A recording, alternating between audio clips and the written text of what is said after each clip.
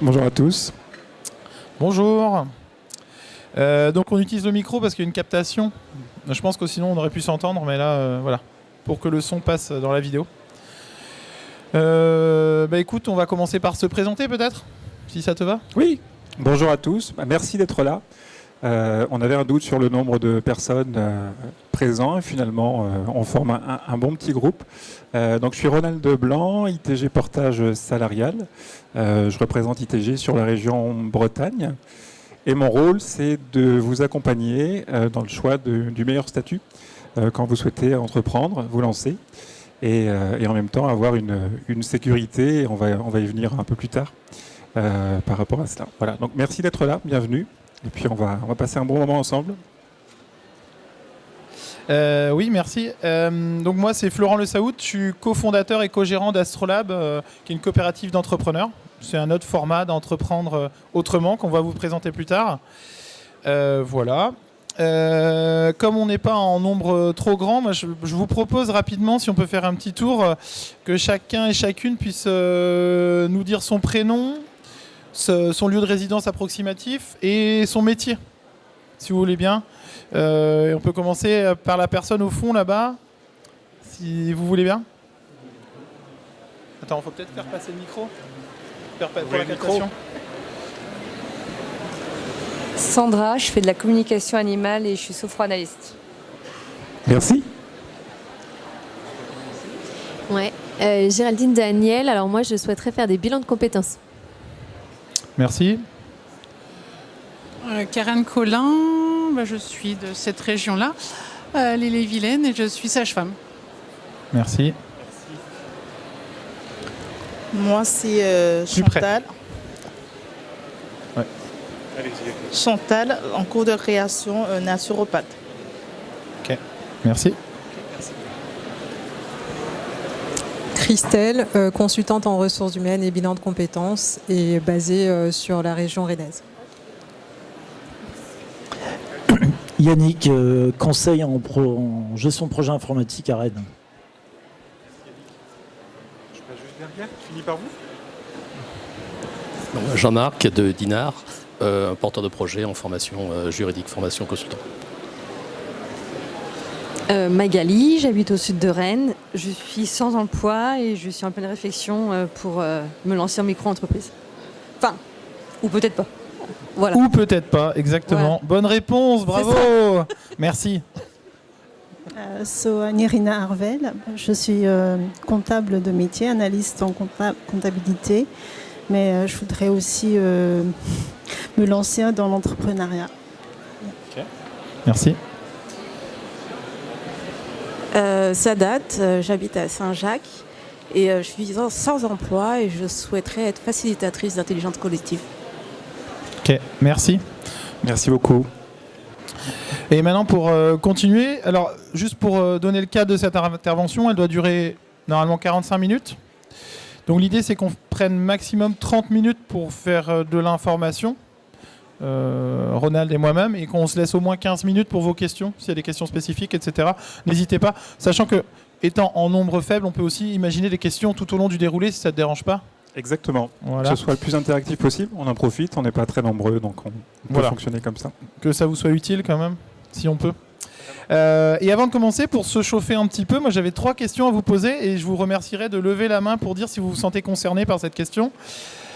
Qui a déjà eu un contrôle URSSAF ?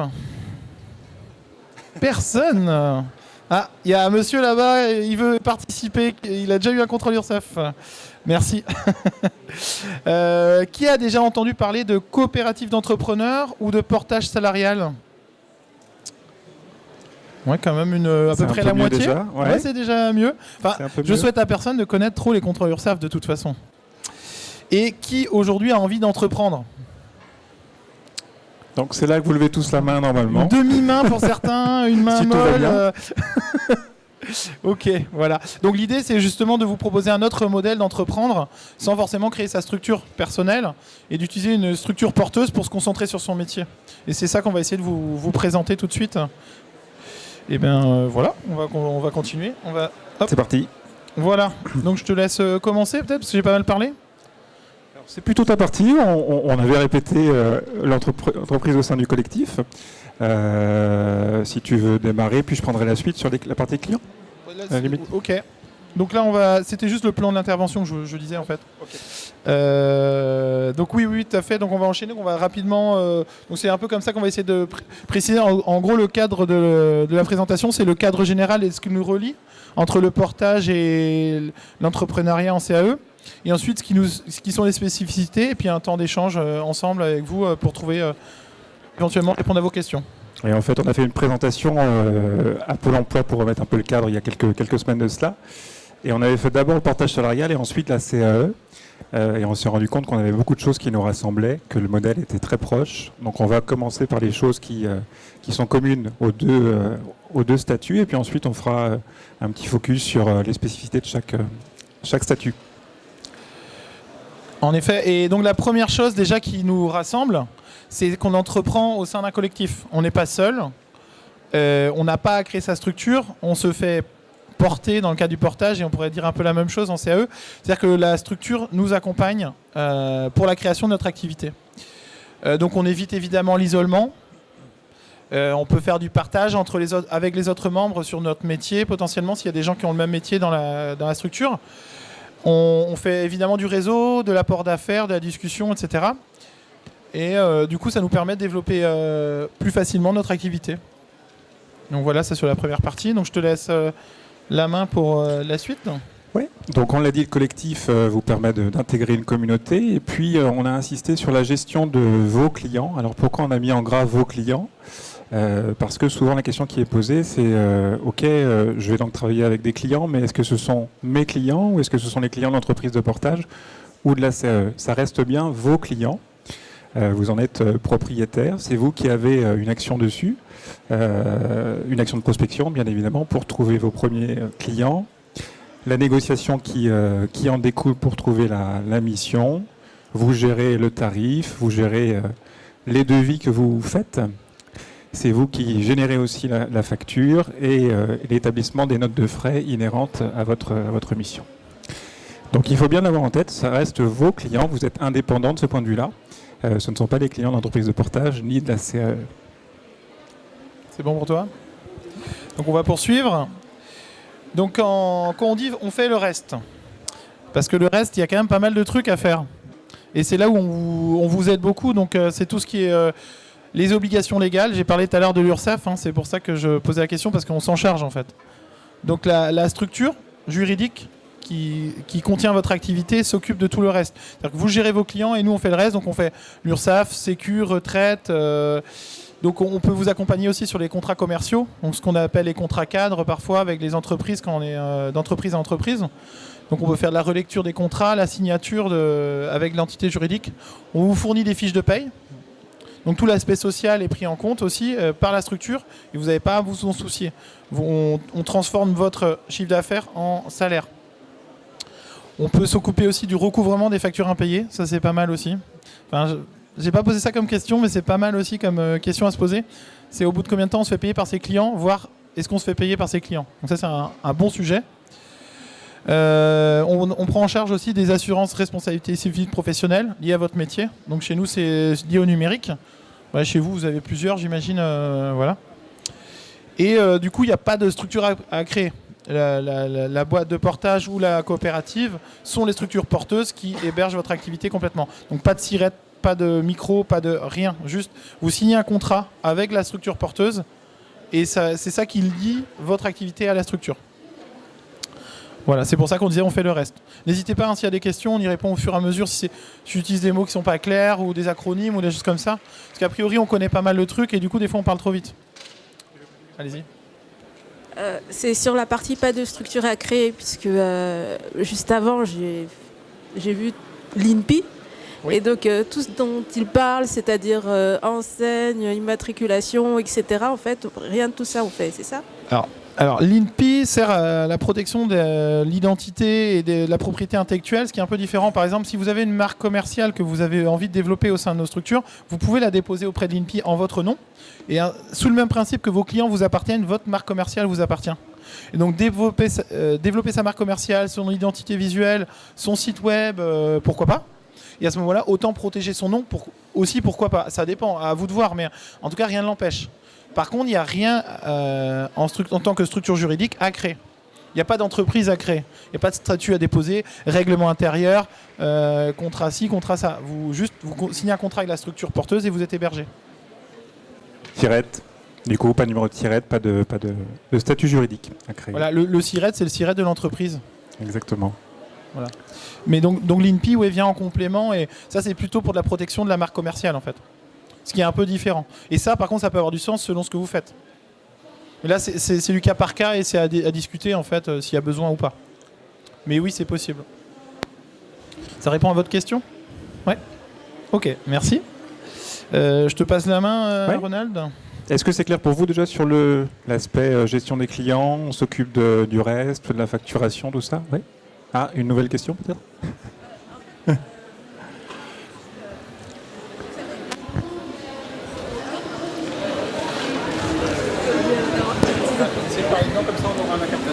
Ah oui, donc je venais d'avoir toutes ces informations. Donc tout ce qui est nom de domaine et autres, c'est quoi du coup? C'est moi qui le fais ou pas besoin non plus?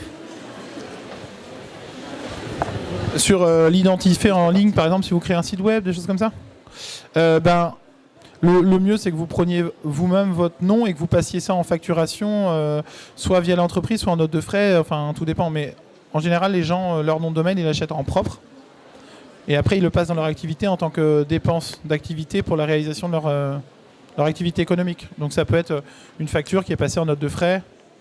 Donc on prend chez un hébergeur un nom de domaine, un espace d'hébergement web, enfin voilà, et ensuite on passe ça en frais d'activité. En fait, la création du nom de domaine n'est pas un statut en soi. Votre nom de... Ouais.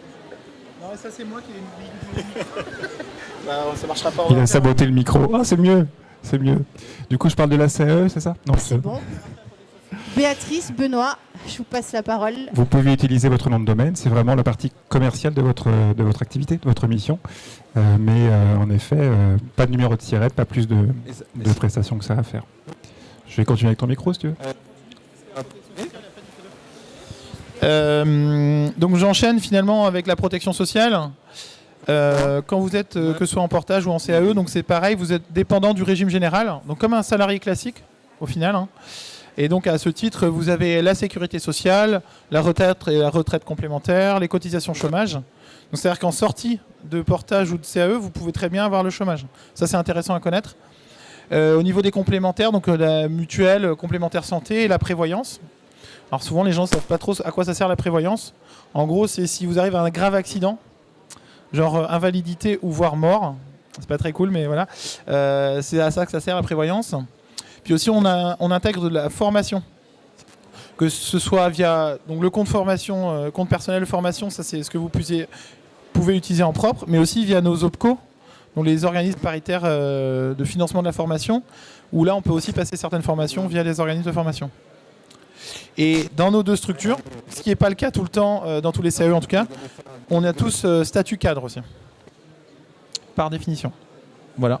Ça va là-dessus? Bon, c'est clair. Je te passe la main du coup. Oui. En gros, si je comprends bien, en fait, on est votre salarié en fait. C'est ça? De votre entreprise. Mais il y a... D'accord. Mais en même temps, on est votre salarié, mais en même temps, vous êtes notre partenaire. Parce qu'en fait, si on crée un chiffre d'affaires, on a notre clientèle, comment ça se passe en fait? Je vais répondre avec le micro. En effet, vous avez le statut salarié de l'entreprise de portage et de la CAE, et vous apportez une affaire à l'entreprise de portage. D'ailleurs, en ce sens, vous avez sur votre bulletin de salaire un pourcentage d'apport d'affaires qui est compris dedans. Vous êtes apporteur de l'affaire pour l'entreprise de portage salarial. Donc, statut salarié, pas de hiérarchie, bien évidemment. On ne vous impose aucune mission, aucun client. Hein, je l'ai dit tout à l'heure, c'est vous qui gérez le choix de votre client et de votre mission, mais vous avez le statut salarié, oui, tout à fait. Ouais, c'est à toi en fait.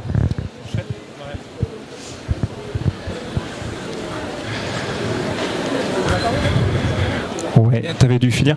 Juste sur le statut cadre, juste pour revenir sur ce point-là, la majorité des sociétés de portage proposent un statut cadre. Vous avez effectivement quelques sociétés sur le marché qui proposent des statuts non cadres. Ce n'est pas la majorité parce qu'on considère en portage que vous avez besoin d'une expertise dans votre domaine. Et comme vous avez une expertise dans votre domaine, vous avez forcément une rémunération qui va aussi avec cette expertise. Et donc on propose majoritairement des statuts cadres. Et ça va faire le lien avec la suite sur la spécificité du portage par rapport à la CAE. Donc là, on rentre dans le comparatif entre les deux solutions. On a vu ce qui nous rassemblait, les points communs.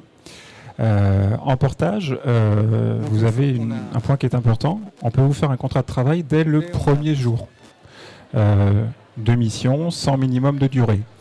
Je prends un exemple. Vous avez un jour de mission à facturer. Vous avez un jour de mission à facturer le 17 novembre à 500 € hors taxe.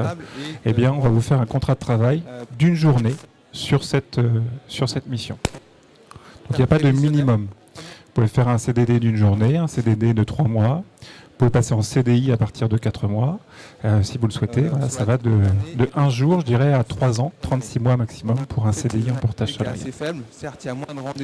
Ça, c'est un point important qui nous distingue par rapport à la CAE. Le minimum de facturation est à 250 € hors taxe par jour. Je reviens sur le statut cadre. Comme vous êtes en statut cadre, on va vous rémunérer avec un minimum conventionnel qui est calculé en fonction des plafonds URSSAF. Je ne rentre pas dans ce détail, mais c'est pour ça qu'on a fixé ce seuil à 250 €. En dessous, si vous facturez par exemple 180 € par jour, on ne peut pas vous verser le salaire minimum conventionnel d'un cadre. Donc ça ne marche pas. Donc on passe à 250 €. Comme vous avez une expertise dans votre domaine et une compétence certaine, la majorité sont au-dessus de 250 €. Et c'est pour ça que vous êtes intéressé par le portage et qu'on étudie votre projet.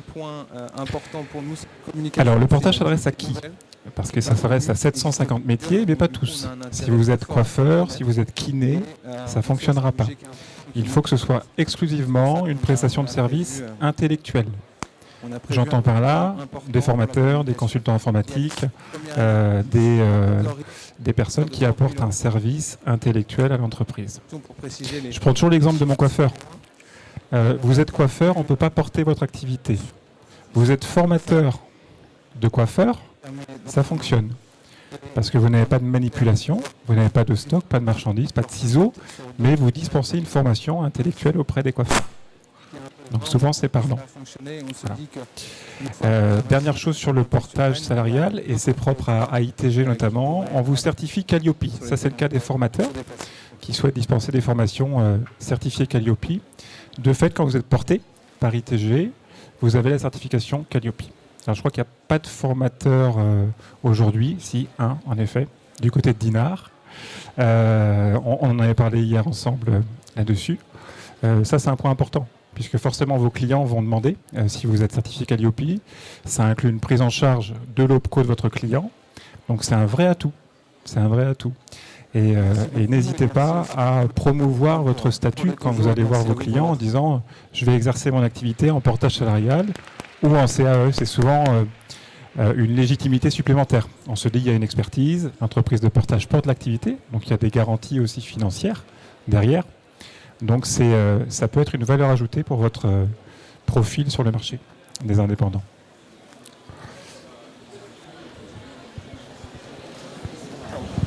Oui, sur l'activité formateur par contre, étant donné qu'on n'est pas indépendant, on ne peut pas obtenir de numéro NDA auprès de l'adresse. Alors c'est pas nécessaire.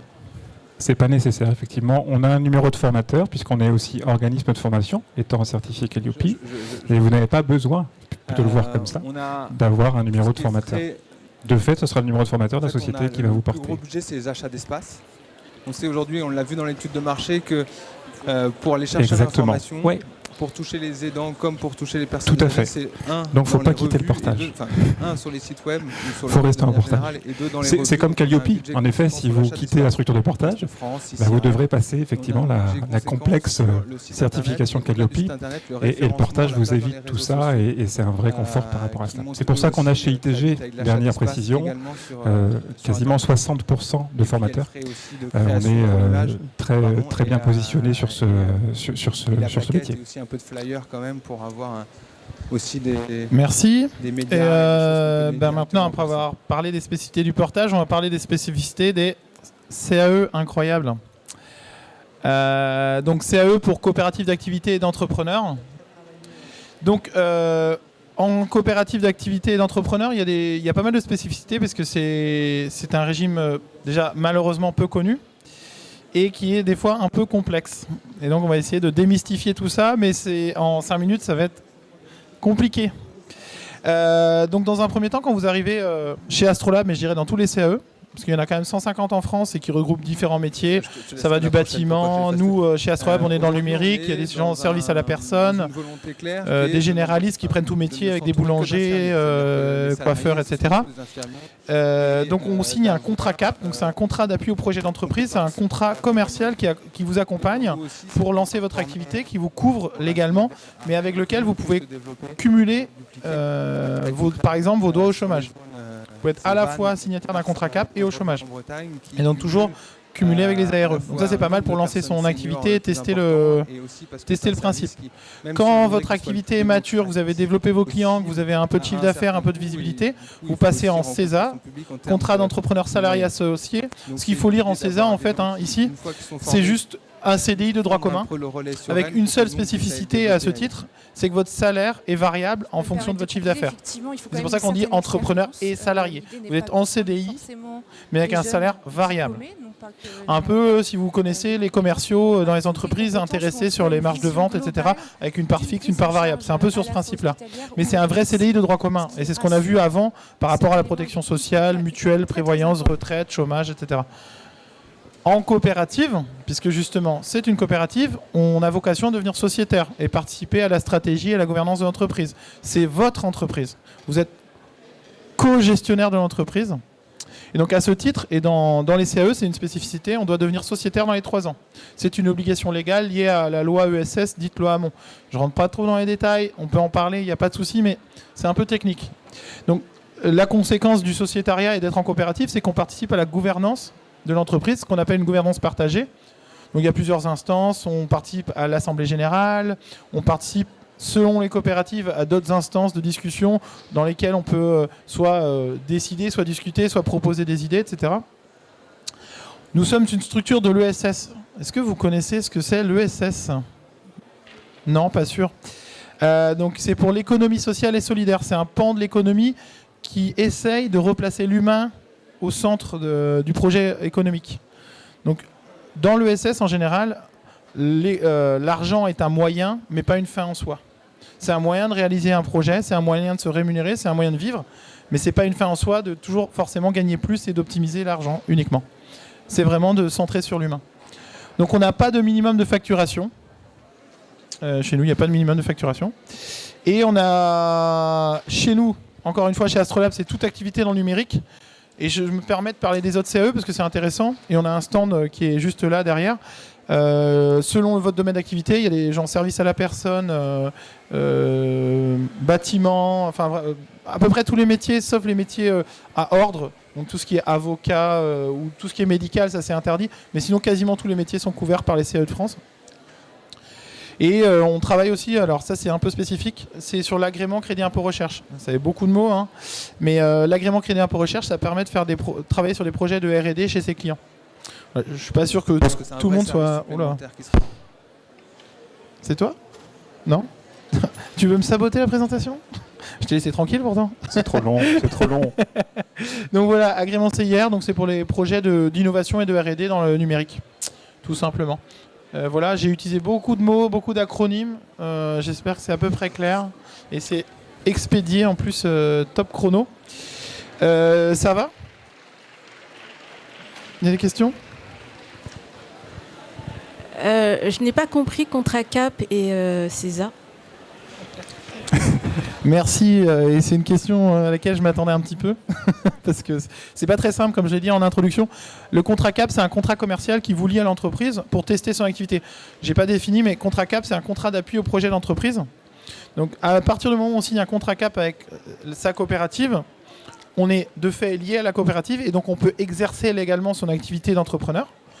On utilise, comme quand on est en CESA, le SIRET de l'entreprise pour faire ses devis, ses factures, etc. Il n'y a pas de problème. On peut aussi faire des notes de frais, mais on n'est de fait pas salarié. Et en général, et c'est là où ça va peut-être paraître étonnant, en contrat cap, on ne se rémunère pas. Parce que souvent, c'est une phase où on doit monter en activité, commencer à développer son activité, rentrer les premières factures, et avec les délais de paiement client qui sont des fois à 45... Enfin, en tout cas, moi, c'est mon cas. Mon client me paye à 45 jours fin de mois. Entre le moment où j'ai travaillé, le moment où j'ai émis une facture et le moment où je touche les premiers euros, il se passe quasi 3 mois, par exemple. Donc c'est pour ça que cette phase de contrat cap, c'est là pour se constituer sa trésorerie, pour ensuite pouvoir passer en CESA. Et qui est lui-même, par contre, un contrat de travail tout à fait classique, à part la rémunération variable. Et donc cette phase de cap, c'est pour tester son activité. Et à ce titre, c'est pour ça que je parlais, par exemple, de pendant ce temps-là, on a besoin d'argent pour vivre, en général. Sauf si on a, je sais pas, on est rentier, j'en sais rien. Mais en tout cas, la plupart des gens, c'est pas le cas. Donc on a besoin d'un logement, de la nourriture, etc.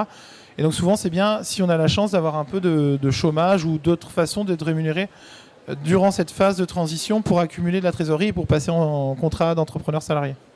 Je sais pas si ça répond à votre question. Toujours pas clair ? Ouais, c'est un peu. Ouais, on peut peut-être dire ça. C'est une sorte de période d'essai pour tester son projet, le valider économiquement, pour ensuite le pérenniser en entrepreneur salarié, en contrat de travail. On va dire ça comme ça. Après, on peut en discuter, il n'y a pas de souci, mais je sais que c'est pour ça que j'ai dit en introduction, c'est un peu connu et assez compliqué, et donc c'est pas forcément clair dès le début. Mais on y arrive. Il y a bon espoir. Je sais pas s'il y a d'autres.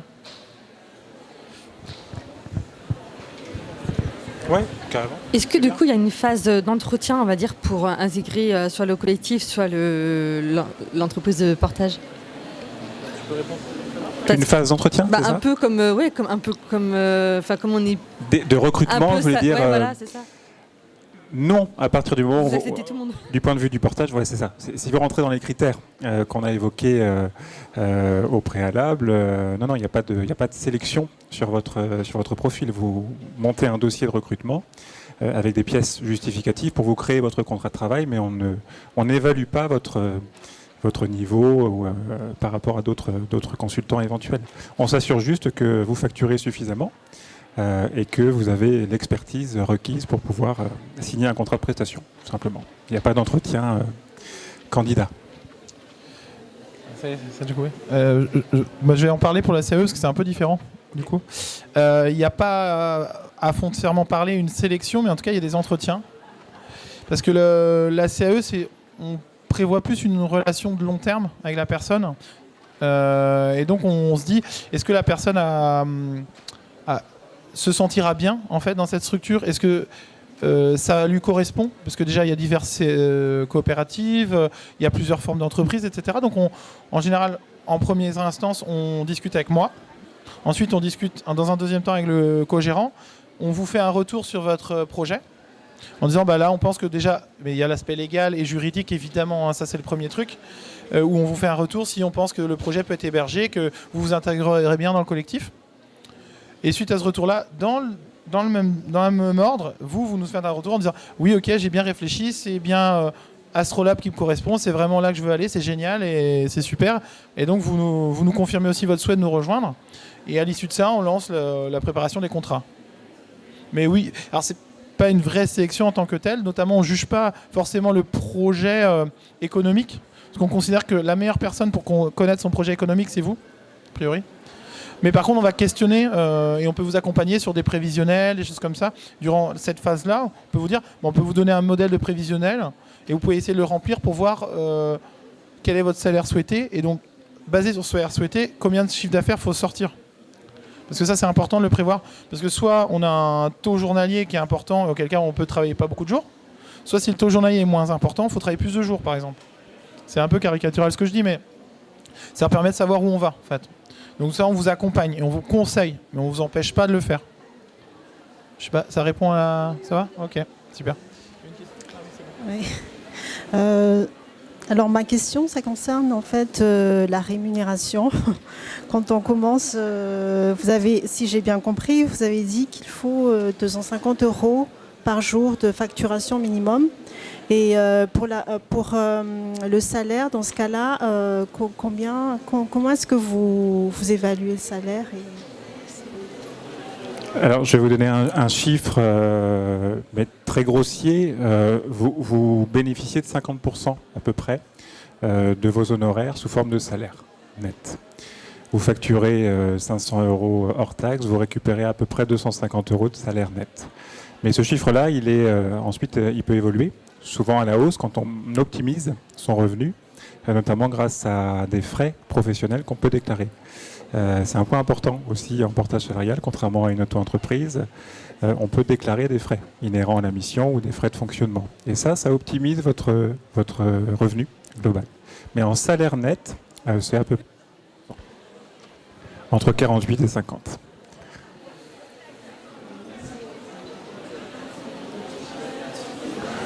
Entre 48 et 50% à peu près. Voilà, en fonction du taux de gestion pris par l'entreprise de portage et puis du niveau de chiffre d'affaires. Tout ce qui est PFR, tout ce qui est charge, c'est nous-mêmes qui s'occupons, c'est à notre charge en fait, ou bien ce sera aussi comment faire parce que je sais pas. Comment s'articule la rémunération, c'est ça ? En fait, ouais. En fait, en portage salarial, vous partez on va prendre l'exemple de 1 000 €. 1 000 € de facturation client. Sur ces 1 000 €, on va prendre, l'entreprise de portage va se rémunérer sur un pourcentage, ça peut être par exemple 7%. Donc on va enlever 70 € sur les 1 000 €. 70 €, ça va dans la poche d'ITG pour l'accompagnement, la gestion administrative, etc. Et à partir de ces 930 € de chiffre d'affaires hors frais de gestion, on calcule votre salaire net avec des cotisations patronales, des prélèvements obligatoires et des cotisations salariales. C'est tout l'intérêt, c'est d'avoir cette couverture salariale classique du salarié. Et à la fin, il vous reste effectivement sur 1 000 € à peu près 500 €. Ouais, et là, sur cette partie-là, en fait, c'est pareil, parce que ça ressort du droit du travail et de l'URSSAF, en fait. Donc toutes les contributions sociales qui sont payées, retraite, chômage, régime général, enfin voilà, ça c'est du commun en fait. Et comme on est en plus en statut cadre, on a les mêmes assiettes de contribution. Donc là-dessus, ça ne différera pas de structure globalement. Ça fait à peu près du même ordre de grandeur. Et la question est intéressante parce que souvent, j'imagine quand c'est le cas aussi, on se dit vous enlevez 50% de ma facture, de mes honoraires. Je facture 1 000, je récupère que 500. Mais c'est pas l'entreprise de portage qui prend 50% ni la CAE. C'est vraiment, on aimerait bien. Ouais, on aimerait bien, mais non. On prend entre 5 et 8, 9%. Et tout le reste, c'est ce qui vous sert justement à bénéficier d'une protection sociale dont on vient de parler. Et donc pour CAE, quand on est encore dans le cadre du CAP, on n'est pas encore rémunéré. On n'est pas rémunéré dans ce cas-là. On doit faire nos preuves et on n'est pas rémunéré tant que c'est pas basculé au niveau CESA. C'est ça. Alors c'est pas exactement ça. Tout l'argent que vous avez sur votre compte, ce qu'on appelle le compte entrepreneur, parce alors en compta, pour ceux qui kiffent la compta, je vais utiliser un mot qui s'appelle la compta analytique. Chaque personne au sein d'Astrolab, mais j'espère aussi en portage, a un compte analytique rattaché à son activité. Et donc en fait, on fait une mini compta individualisée pour chaque personne. Donc déjà, premièrement, l'argent qui arrive, c'est votre argent. Déjà. Donc quand on dit on ne paye pas, c'est par défaut, les gens ne se rémunèrent pas. Ce qui est différent, parce que si les gens nous demandent de se payer en cap, on peut le faire. Ce qui est juste pas optimal, parce que c'est un moment pour tester son activité et constituer son besoin en fonds de roulement ou son... Enfin, on l'appelle comme on veut, ou sa trésorerie, ou voilà. Donc, en général, les gens ne se payent pas dans cette période, mais on peut le faire. Seulement, comme ce n'est pas un contrat de travail, les exonérations de cotisations sociales sur les bas salaires ne sont pas prises en compte, dites loi Fillon, par exemple. Donc, d'un point de vue social, c'est quand même pas super intéressant. Et le but, surtout, c'est de vraiment constituer un fonds de roulement pour lancer son activité et tester la pérennité, et après pouvoir se rémunérer de manière pérenne à long terme. Donc c'est pas qu'on va pas payer, c'est que par défaut les gens le demandent pas, parce que c'est pas forcément intéressant et c'est pas optimal dans la gestion de leur activité. Mais si les gens nous disent j'ai besoin d'argent, on le donne, il n'y a pas de souci. On peut faire une rémunération. On ne fait pas un salaire, parce qu'un salaire il faut être salarié, donc on fait une rémunération. Alors on joue sur les mots, mais factuellement ça change des choses. Ben voilà. Mais rien ne l'empêche, c'est juste que par défaut on ne le fait pas, ce qui est un peu différent. Ça répond Pour bien clarifier les choses, par exemple, j'apporte une prestation d'une valeur, par exemple, de 500 € par mois, dans le cas de CAE. Dans ce cas-là, comment est-ce que je gagne alors si vous dites que vous ne donnez pas de salaire, mais vous pouvez rémunérer. Dans ce cas-là, comment vous me rémunérez si j'apporte un chiffre d'affaires de ces 500 € par exemple? Alors, ce qui se passe, imaginons que vous êtes à, je sais pas, on va dire une prestation 500 € la journée, vous faites 20 jours dans le mois, ça fait une facture de 10 000 €. Donc vous émettez votre facture, donc vous travaillez le 1er janvier, vous émettez votre facture le 31 janvier. Donc là, ça passait un mois. Votre facture est payée 45 jours fin de mois. En gros, ça veut dire qu'en avril, on a l'argent. Déjà, premièrement. Vous avez travaillé et on est en avril et on est seulement payé. Là, ça, c'est les premiers délais incompressibles qui n'ont rien à voir avec la CAE. C'est deux faits, c'est comme ça. Ça, c'est la première chose. Quand l'argent arrive, puisque vous n'avez pas encore de trésorerie, vous démarrez et l'argent il commence à tomber, la rémunération potentielle en cap, ce dont j'imagine vous souhaitez savoir, on peut le faire. Donc vous nous dites, ce mois-là, quand l'argent est tombé, vous nous dites, bah oui, moi je veux me payer, je sais pas, 2 000 €. Et s'il y a l'argent, on va le faire. Rien ne l'empêche. Mais nous, surtout si vous avez par exemple par ailleurs le chômage, on va plutôt vous dire, bah, gardez votre trésorerie, accumulez de trésorerie sur votre compte d'activité, et vous l'utiliserez quand vous aurez constitué une trésorerie correcte pour vous rémunérer de manière à long terme, pour constituer une rémunération, on va dire, moyennée et lissée. Parce que quand on est entrepreneur, le risque, c'est aussi d'avoir des hauts et des bas dans son activité. On peut avoir des mois où ça marche plus ou moins bien, notamment selon certaines activités qui sont saisonnières ou contre-saisonnières. C'est-à-dire que des fois, pour certains ou certaines, l'été, c'est difficile. Parce qu'il n'y a pas les clients qui sont là, tout le monde est en vacances, j'en sais rien. Et donc, c'est bien de se constituer une trésorerie qu'on utilise à long terme.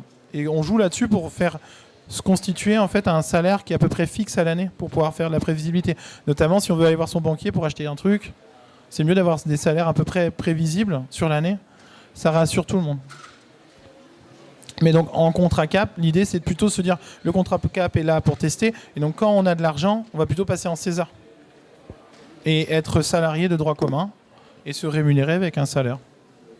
Mais c'est possible, encore une fois, mais c'est juste que c'est pas ce qu'on fait. J'espère que ça a éclairci. Ça va? Ok. Donc là, je sais pas s'il y a d'autres questions. On a enchaîné sur les questions-réponses, c'est très très bien. Très très bien.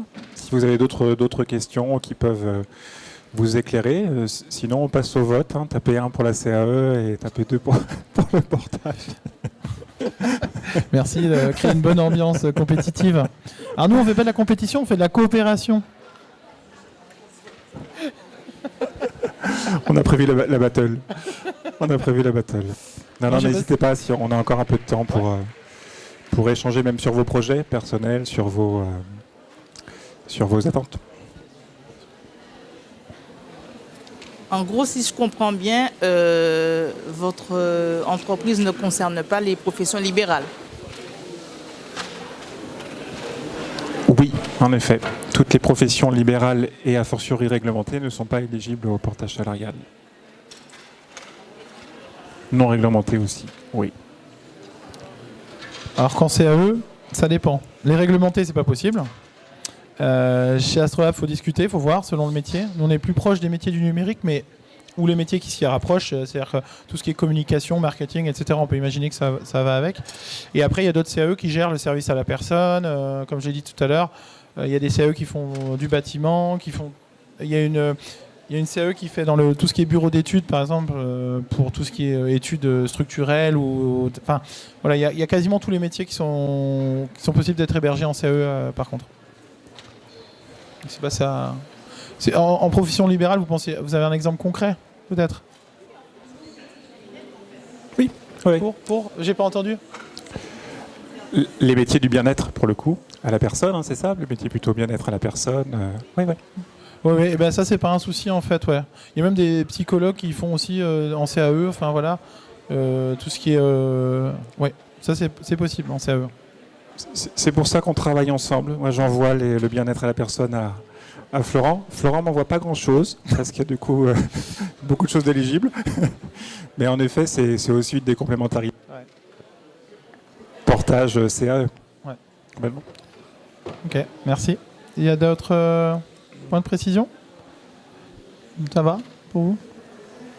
Pour info, ceux qui sont intéressés pour savoir plus sur les CAE, moi je fais une réunion d'information collective en visio ce soir, ou à Rennes, pour en savoir plus spécifiquement sur les CAE. Donc voilà, vous me dites et je vous donne le lien de la visio éventuellement si vous voulez la suivre. C'est à 18h30. Donc moi je vais courir faire ma visio tout à l'heure.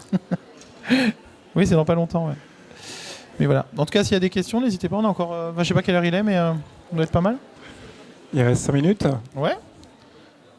Non, ça va. On a terminé avec les questions. Minutes. N'hésitez pas. S'il n'y a pas de questions. C'était clair pour vous? C'était évident, même. Je dirais, c'était limpide. Ouais, on est encore payé 5 minutes. Hein, n'hésitez pas. Ouais, et puis payé cher en plus. Donc profitez-en pour en avoir pour votre argent. C'est ça.